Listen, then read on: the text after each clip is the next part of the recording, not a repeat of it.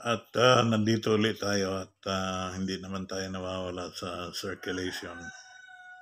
Buhat ng tayo ay bilang isang alagad ng media sa Davao City ng habang panahon. Diretso tayo. Ang tingin ko ngayon, merong 4 na bagay na kinasasabikan ng hindi lang dito sa Pilipinas kundi sa buong mundo. Natapos na yung paghihintay natin kung sino ang mga nag-file ng kanilang Certificates of Candidacy or COC.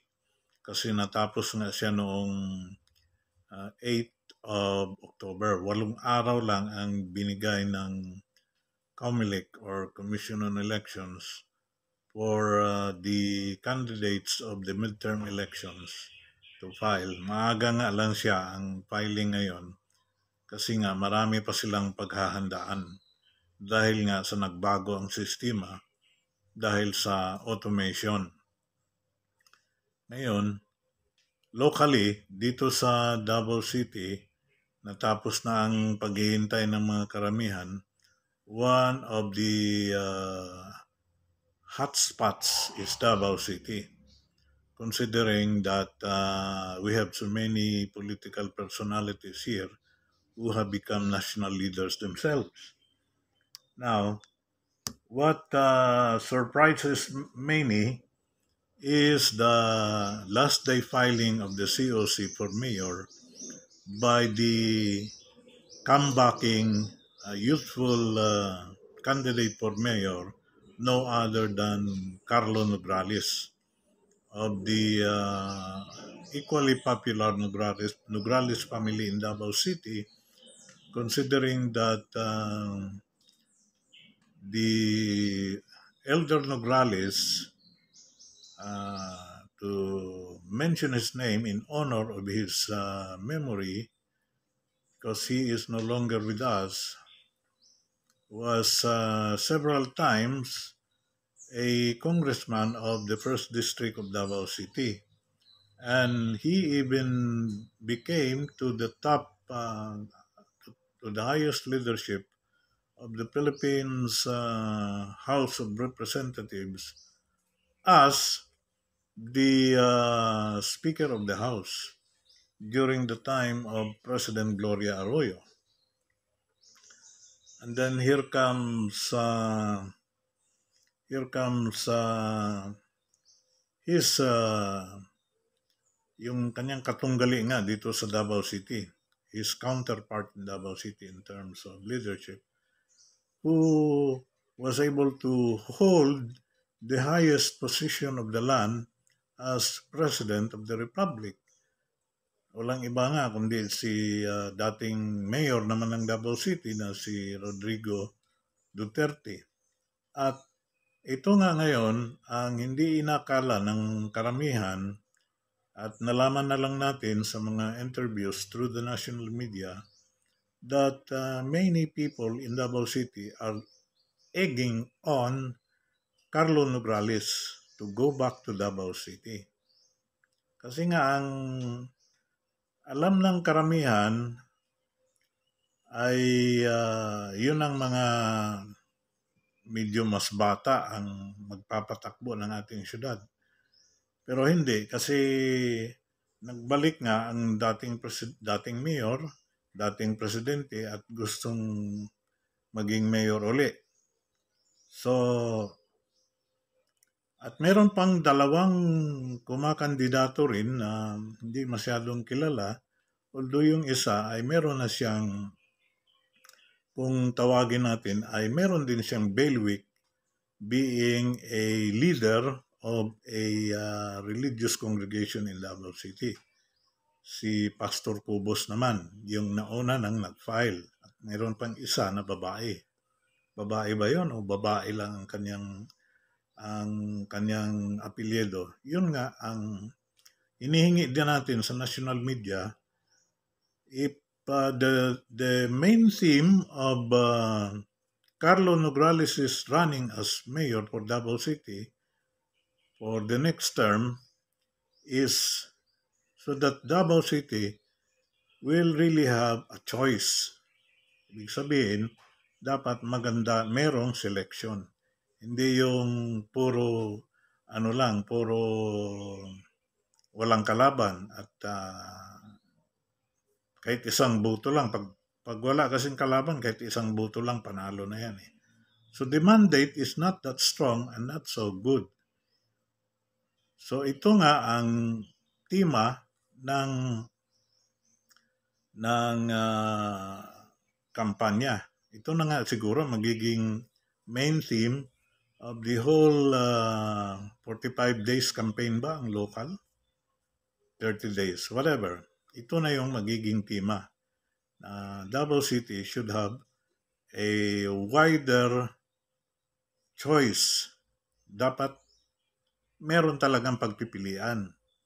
At ang hinihingi nga rin natin sa national media ay kung selection, ang gagawin sa Davao City talaga, dapat ang national media hindi sila magiging selective. Hindi lang yung mga kilalang kandidato ang ini-interview nila. Dapat pagbigyan din nila kasi baka maging game changer din itong dalawa eh. Kung ang sinasabi ni Carlo Nograles ay 50-50 chance, giving Davao City a 50-50 chance of a selection. Tingin ko hindi eh, kasi meron ding bailiwick itong isang tumatakbo na malaki din yung organisasyon niya, yung Christ the Healer, kasi isa siyang pastor eh. So, he could be presenting himself as the conscience candidate or he may be asking for the conscience vote of some around, we already have around 500,000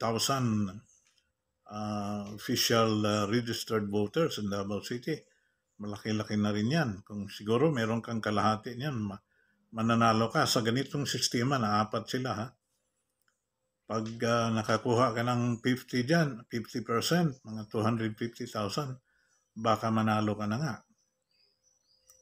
Kasi yung the other 250 or more will be divided among the three. Yun ang sinasabi ng batang si Carlo Nograles na isa ring abogado na nagkaroon na tayo ng 50-50 chance as far as a wider selection of candidates is concerned. Pero baka itong dalawa maging game changer ito, Attorney Carlo eh. Kasi si Pastor Cobos, meron din yang captured votes, kung sabihin. At baka hindi lang 50-50 yan. Baka ang tingin ko niyan, 30-30, 20-10. Tapos pagbigyan natin yung another 10 for those who are undecided. Meron naman talagang mga undecided voters yan eh. Baka yan ang magiging game changer din. Kaya, the national media, especially those in social media like the one that recently interviewed Carlo Nograles, itong ang ANC ni Karin Davila, dapat pagbigyan din nila yung dalawang kandidato.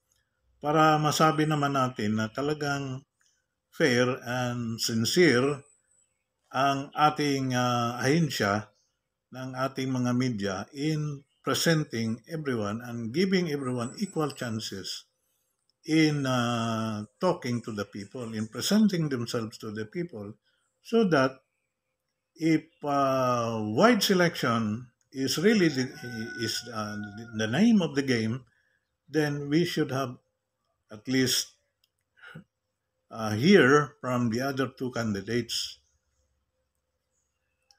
Kasi nga, itong ang narinig ko dito kay Pastor Cobos ay he is also determined to be the next mayor of Davao City.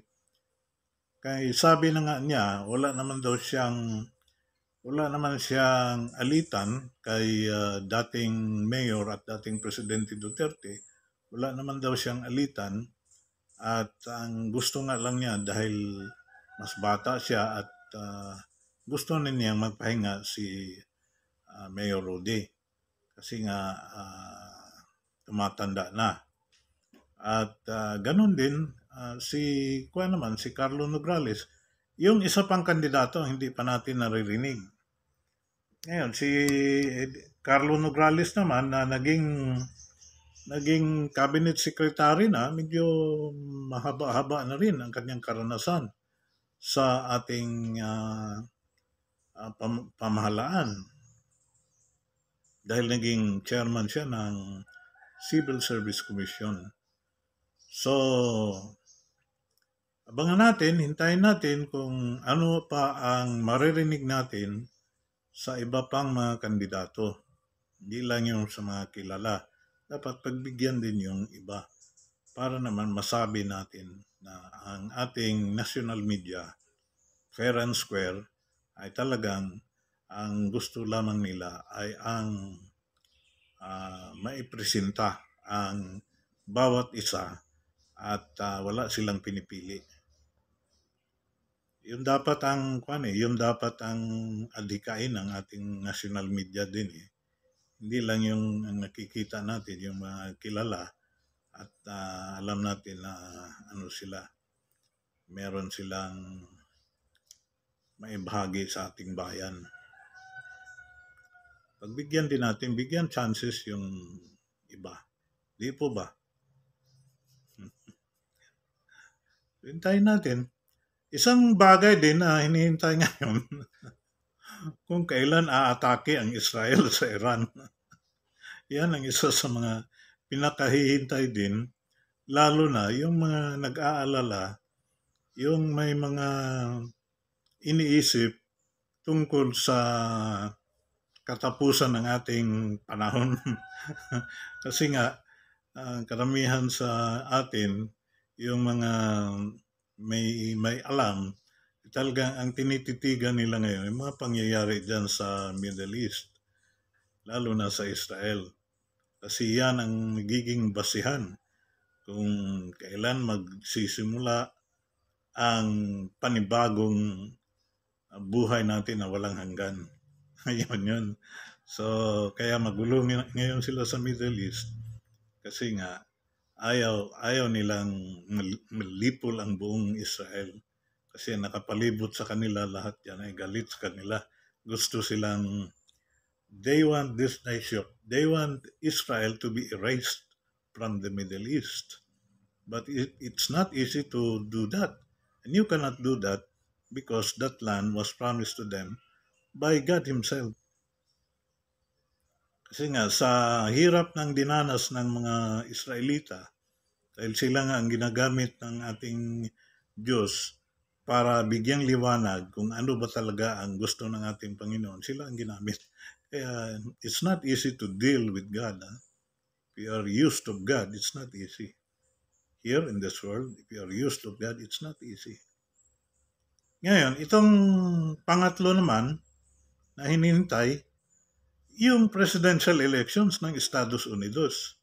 Kasi nga, the US government being the richest and one of the most powerful militarily in the world, the US, I think, the United States as a de facto international government, that's what we are trying to say, because of their global influence and their massive political power militarily and governmentally. Yun yung gusto natin sabihin.